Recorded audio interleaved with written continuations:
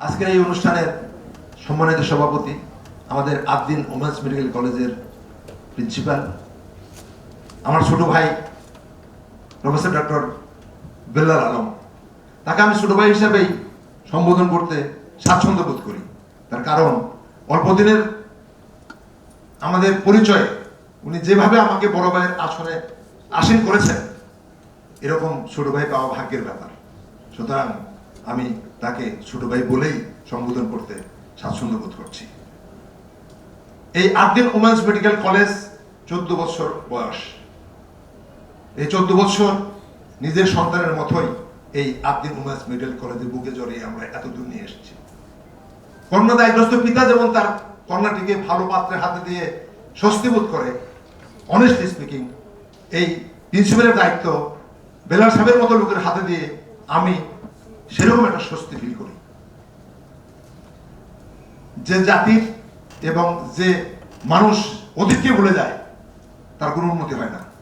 তার কারণ অতীতের উপরে বর্তমান, বর্তমানের উপরে ভবিষ্যৎ। আর তাই আমি বলতে চাই, পলাশী থেকে ধানমন্ডি এটি একটি সিনেমার নাম। এই সিনেমাটা বাংলাদেশে কখনো কোনো প্রেক্ষাগৃহে মুক্তি পায়নি, কিন্তু ইউটিউবের ছবিটি পাওয়া যায়। 1757 থেকে 1971, 214 বছর ইতিহাস। এই ইতিহাস সূর্য অস্ত থেকে সূর্য উদয়ের ইতিহাস। এই ইতিহাস অন্ধকার থেকে আলোতে ফেরার ইতিহাস। এই ইতিহাস পরাধীনতার গ্লানি থেকে স্বাধীনতার স্বাদ ভোগ করার ইতিহাস। এই ইতিহাস টুঙ্গিপাড়ার ছোট্ট একটি খোকার জাতির পিতা হওয়ার ইতিহাস। ঠিক তেমনি এই যশোরের ফুলারাঙ্গার ছোট্ট একটি এতিমখানা থেকে মগবাজারের আদ্দিন হিপস ইংলিশ স্কুল 1980 থেকে 2022, 42 বছর ইতিহাস। এই ইতিহাস ছোট থেকে বড় হওয়ার ইতিহাস। এই ইতিহাস সুবিধাবঞ্চিত মানুষের মুখে হাসি ফোটানোর ইতিহাস। এই ইতিহাস বাংলাদেশের মানুষের স্বাস্থ্য সেবা এবং স্বাস্থ্য শিক্ষাকে সার্বজনীন করার ইতিহাস। আদ্দিনের ডেভেলপমেন্টটা কিন্তু খুব সহজ ছিল না। এইরকম একটি কুড়ে ঘরে আদ্দিনের জন্ম। তারপর আদ্দিন এরকম একটা টিনের ঘরে উঠে, তারপর একটা দালান ঘর, তারপর এখন আদ্দিন হাই স্ট্যান্ডার্ড বজায় রাখছে। কিন্তু যাত্রাটা কিন্তু এরকম ছিল না। আজকের executive doctor Sheikh Mohiuddin sir, আকিস সাহেবের বড় সন্তান, উনি অনেক ধনী মানুষের সন্তান, ডাক্তার। ওই অবস্থায় এইরকম ভাবে মাটি মাথায় করে আদ্দিনকে গড়ে তুলেছেন, আমি তার সাক্ষী। সুতরাং এই রাস্তা খুব সহজ কিন্তু ছিল না। 1985 সালে 5 এপ্রিল আমার শ্রদ্ধেয় শিক্ষক মুখলিসুর রহমানের হাত ধরে প্রয়াত জাতীয় অধ্যাপক এমআর খান স্যারের উপস্থিতিতে যশোরে মা ও শিশু স্বাস্থ্য কমপ্লেক্স হিসাবে এই আদ্দিনের জন্ম হয়। সেদিন ডাক্তার ছিলেন ডাক্তার শেখ মহিউদ্দিন, শিবাস্তিন হালদার, আর সেবিকা ছিলেন শাহিদা বেগম। এইরকম যখন আদ্দিনের বয়স, ঠিক তখন আমার আদ্দিনের সাথে পরিচয়। আমি 1987 সদ্য পাশ করা একজন এফসিপিএস জেনারেল সার্জন, সদর হসপিটাল যশোরে আমার পোস্টিং। তখন ঝিনাইদহ এবং নড়াইলে কোনো সার্জন নেই। এই 3টা ডিস্ট্রিক্ট কভার করি। আমার বাসায় 10 বেডের একটা হসপিটাল, সেটা মেনটেন করি। ভাত খাওয়ার সময় নেই। এমনি একটি ব্যস্ত মুহূর্তের এক সন্ধ্যায় আজকের executive doctor Sheikh Mohiuddin sir আমাকে বলেন, ভাই আমরা একটা হাসপাতাল করতেছি আদ্দিন নামে, ওখানে অপারেশন করব, আপনি আমাদেরকে একটু করে দিবেন। আমরা রোগীর কাছ থেকে কোনো পয়সা নেব না এবং আপনাকেও কোনো পয়সা দেব না, বুঝে হোক আর না বুঝেই হোক। সেদিন আমি রাজি হয়েছিলাম। That was the turning point of my life. এবং সেদিন প্রথম যে অপারেশনটি হয়েছিল, সে অপারেশনটি হয়েছিল আসমানি নামে একটা মহিলা, তার গলব্লাডার স্টোন ছিল। আমাদের কোনো অ্যানেস্থেটিস্ট ছিল না। আমি সার্জন, আমি অ্যানেস্থেটিস্ট। উপেনিথার ঢেলে আমাদের এই কাঠের একটা টেবিলে টর্চ লাইট জ্বালিয়ে আমাদের আদ্দিনের প্রথম অপারেশন সংঘটিত হয়। মহিউদ্দিন স্যার ছিলেন আমার অ্যাসিস্ট্যান্ট। সেই থেকে যাত্রা শুরু। এর 10 বছর পরে এই হসপিটালটি, যেটা মেডিকেল কলেজের সাথে, এর জন্ম। এবং সেদিন আমাদের আজকের প্রধানমন্ত্রী জননেত্রী শেখ হাসিনা উদ্বোধন করেছিলেন। আমারও সৌভাগ্য হয়েছিল সেখানে থাকার। সুদীর্ঘ 22 বছর হসপিটাল চালানোর অভিজ্ঞতা নিয়ে আদ্দিন মেডিকেল কলেজ তৈরি করে যে ইতিহাস বাংলাদেশের আর কারণ নেই। যদি if anyone want to be successful, he should not change the goal. He can change the idea, change the road, but not the goal. এটা ইলিসার করতে পেরেছিলেন বলেই আজ আমরা এখানে। কারো তৈরি করা রাস্তায় যদি কেউ হাঁটে, সেটা লিমিটেড দূরত্ব, কেউ কিছু করতে পারে না। নিজের মতো যদি কিছু করতে হয়, তাহলে নিজের রাস্তা নিজেকেই তৈরি করতে হয়। আজকে আমাদের ডিজি ম্যাম বলে গেছেন আদ্দিনের কি উন্নতি। এই উন্নতি তখনই সম্ভব হয়েছে যখনই মহিউদ্দিন স্যারের মতো লোক এরকম একটা রাস্তা নিজেই তৈরি করে নিজেই অগ্রসর হতে পেরেছেন, যার কোনো সেবা রাখা ছিল না। নিয়ম তৈরি হয় মানার জন্য, অবশ্যই নিয়ম মেনে সবকিছু চলে, কিন্তু এক্সেপশনাল কিছু করতে হলে নিয়ম ব্রেক করতে হয়। এই প্রিয় জন্মভূমি এবং পতাকা তার প্রমাণ। পাকিস্তানের কোনো নিয়ম ভেঙে মেনে কিন্তু এই বাংলাদেশের জন্ম হয়নি। সুতরাং নিয়ম ভাঙতে গিয়ে আমাদের সবসময় নেগেটিভ অ্যাটিটিউড, সেখান থেকে আমাদের বেরিয়ে আসতে হবে। দুস্থ মানুষকে স্বাস্থ্য সেবা দেওয়ার লক্ষ্যেই, তাদের সাধ্যের মধ্যে কম মূল্যে স্বাস্থ্য সেবার লক্ষ্যেই আদ্দিনের জন্ম। একটা রোগীর চিকিৎসার জন্য কি লাগে? ডাক্তার লাগে, নার্স লাগে, প্যারামেডিক্স লাগে, ওষুধ লাগে। নিজেদের প্রতিষ্ঠানে নিজেদের চিন্তা চেতনায় গড়ে ওঠা ডাক্তার, নার্স এবং প্যারামেডিক্স দিয়ে চিকিৎসা করার লক্ষ্যেই আদ্দিনের আজ 4টি মেডিকেল কলেজ, 5টি নার্সিং ইনস্টিটিউট, 1টি টেকনোলজি ইনস্টিটিউট এবং 1টি ফার্মাসিউটিক্যাল ইনস্টিটিউট। এটা আদ্দিনের বড় অর্জন এবং আমি মনে করি বাংলাদেশ হেলথ সেক্টরে আদ্দিনের একটা বিরাট কন্ট্রিবিউশন। মেডিকেল কলেজের ক্রেডিবিলিটি আমরা জানি, এই ক্রেডিবিলিটিকে মনে রেখেই আদ্দিন মেডিকেল কলেজ করার স্বপ্ন দেখে। শ্রদ্ধা করে স্মরণ করি প্রয়াত আবু আহমদ আশরাফ আলী স্যার এবং ছোট ভাই রেজাউল ইসলামকে। এই ছবিটা দিয়ে আমরা পেপারে দিয়েছিলাম আমরা মেডিকেল কলেজ করতে চাই। সেদিন আশরাফ আলী স্যার তার চাকরি শেষ করে এখানে এসেছিলেন, কিন্তু আমি এবং রেজাউল 10-12 বছর সার্ভিস রেখে এখানে জয়েন করেছিলাম। কাজটি খুব সহজ ছিল না, but that was also another turning point in my life. আমাদের আদ্দিনের কিছু স্পেশালিটিস আছে। আমরা ড্রেস কোড মেনটেন করি। কোমলমতি বাচ্চাদের যখন স্কুলে পাঠায় একই ড্রেস, কেন? কেউ যাতে সুপিরিয়রিটি এবং ইনফিরিয়রিটি কমপ্লেক্সে না ভোগে। একই কনসেপ্টে আমরা এখানে ড্রেস কোড চালু করি। আমরা কালার কোড যোগ করেছি আমাদের মেয়েদেরকে যাতে বুঝতে পারি কে কোন ইয়ারের। আদ্দিনের শিক্ষা কার্যক্রম একটু বেশি। আজকে মেডিকেল কলেজ যখন ভর্তি হয়, সবচেয়ে ভালো স্টুডেন্টগুলো গভর্নমেন্টে চলে যায়, একটু লেস ক্যালিবারের বাচ্চাগুলো আমাদের কাছে আসে।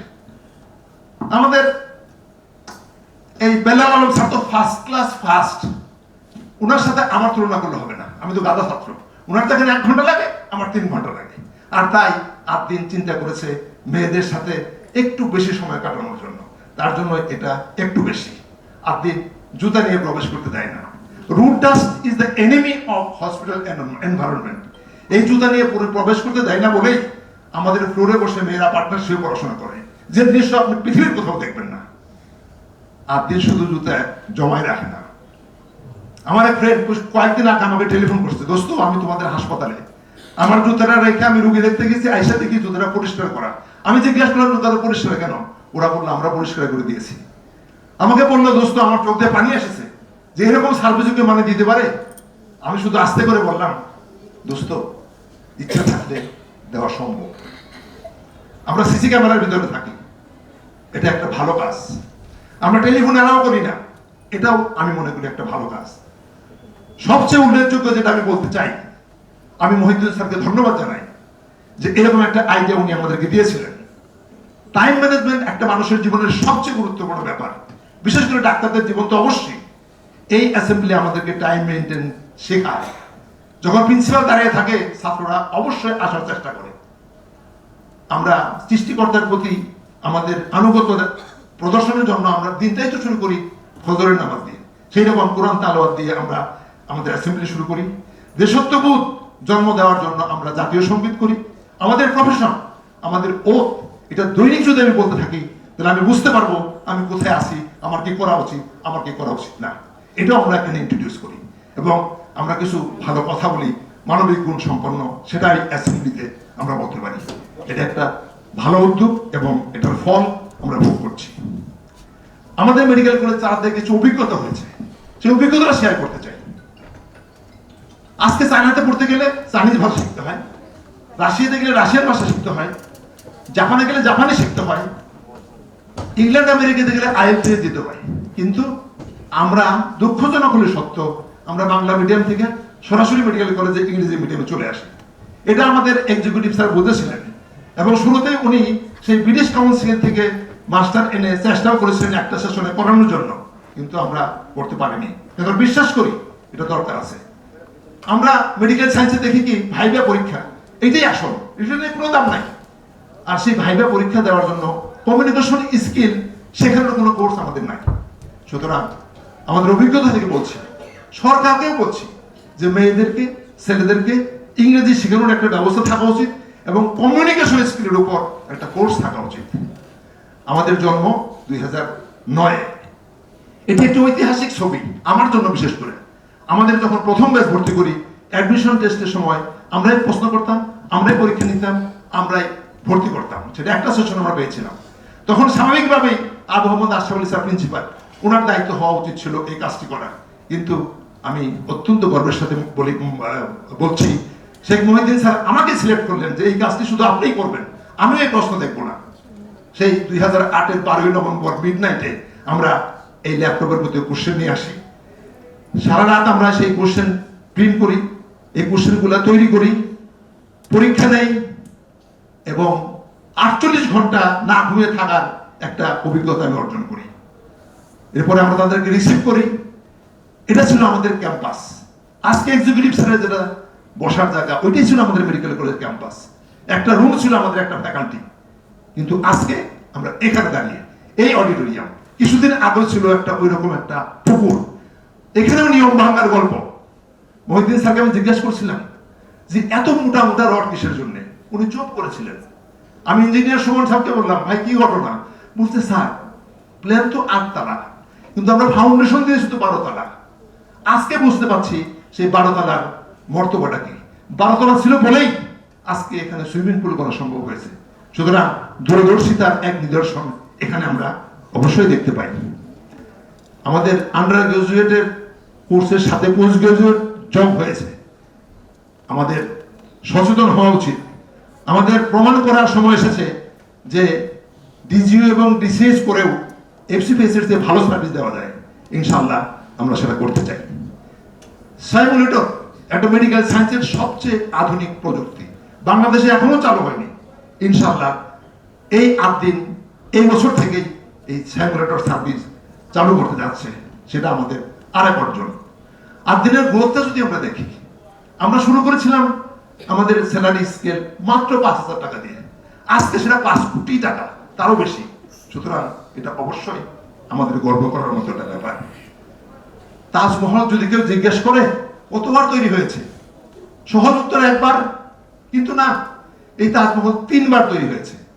একবার মাস্টার শাহজাহান তার কল্পনায় তৈরি করেছেন, একবার আর্কিটেক্ট সেটাকে ড্রয়িং করেছেন, আর ফাইনালি লেবাররা তাদের শ্রম এবং ঘামে সেটা তৈরি করেছে। পৃথিবীতে তো অনেক বিল্ডিং আছে, তো এই বিল্ডিংটা সপ্তাহ স্টেজের একটা কেন হলো? এখানে শুধু টাকা, ইট, সিমেন্ট এবং বালি নেই।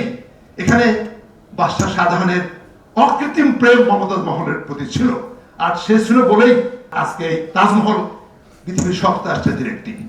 কবিতায় বলেছেন, তাজমহলকে দেখেছো কি তোমরা? দেখেছো কি তার প্রাণ? বাহিরে তার মমতাজ নারী, ভিতরে শাহজাহান। আমরা যদি 8 দিন মেডিকেল কলেজগুলোর ভিতরে ঢুকেই দেখবো একটা বায়োকেমিস্ট্রির একটা ডেফিনেশন, ওইখানে অ্যানাটমির একটা ছবি, যেখানে যাবেন আপনি একটা আলাদা কিছু দেখতে পারবেন। এই মেডিকেল কলেজগুলোতে কোথায় কোন লাইটটা জ্বলবে, কোথায় কোন ডাক্তারের চেম্বারের ওই কি বলে ফ্লেম প্লেটটা কিরকম হবে, এগুলো একজন মানুষের চিন্তা, একজন মানুষের কল্পনা, যার জন্য ওনার মতো উনি এটা তৈরি করেছেন। আর তাই আমরাও বলি, দেখিতে যদি চাও তোমরা দেখে আসো 8 দিন, বাহিরে তার যা কিছুই দেখো না, ভিতরে শেখ মহিউদ্দিন। এটি একটি বাগান, এই বাগানে বিভিন্ন বয়সের বিভিন্ন শ্রেণীর মানুষ পেশা কাজ করছে, আবার বৃদ্ধ বনিতা সবার উদ্দেশ্য এক এবং অভিন্ন। সেটা কি? তারা সবাই এইরকম একটা বাগান দেখতে চায়, এটি তো তাদের উদ্দেশ্য, আর তো কিছু না। আমরাও এখানে যারা আছি এই সবাই এরকম একটা বাগানের কর্মী। আসুন আমরা আমাদের নিজ নিজ কাজের মাধ্যমে আমাদের পদচিহ্ন রেখে যাই, যাতে নেক্সট জেনারেশন আমাদেরকে স্মরণ করতে পারে যে আমরা একসময় ছিলাম এবং আমরা এই কাজগুলো করেছি। আমার এই সামান্য কথাগুলো অসামান্য ধৈর্যের সাথে শোনার জন্য সবাইকে ধন্যবাদ জানিয়ে আমি শেষ করছি। আসসালামু আলাইকুম।